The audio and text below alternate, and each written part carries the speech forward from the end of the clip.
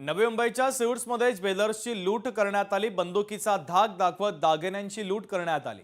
संपूर्ण घटनेचा थरार सीसीटीव्ही कॅमेऱ्यामध्ये कैद झाला। सीसीटीव्हीचा व्हिडिओ देखील आता लोकशाही मराठीच्या हाती आलेला आहे।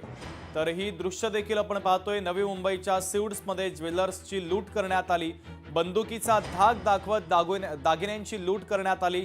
तर पोलीस आता या घटनेचा तपास करतात। संबंधित घटनेचा सीसीटीव्ही देखील आता समोर आलेला आहे। बंदुकीचा धाक दाखवत ही संपूर्ण दुकानाची लूट करण्यात आलेली आहे। ज्वेलर्सची लूट करण्यात आल्याचा धक्कादायक व्हिडिओ देखील आता समोर आलेला आहे। Navi Mumbai police आयुक्तालयामध्ये NRI police स्टेशनच्या हद्दीत सेक्टर 42 सिव्हिल्स येथे संगम गोल्ड नावाचं ज्वेलरी शॉप आहे। त्या ठिकाणी सकाळी 11:15च्या सुमारास 3 व्यक्ती दुकानामध्ये आल्या होत्या आणि दुकानामध्ये मालक स्वतः होते, एकटेच होते।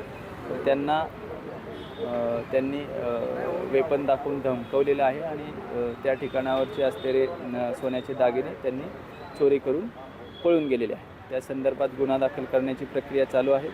या झोनच्या सर्व DB टीम तसेच क्राईम ब्रांच या गुन्ह्याचा तपास करत आहे। लोकशाही मराठी ऐका, पहा, जागरूक रहा।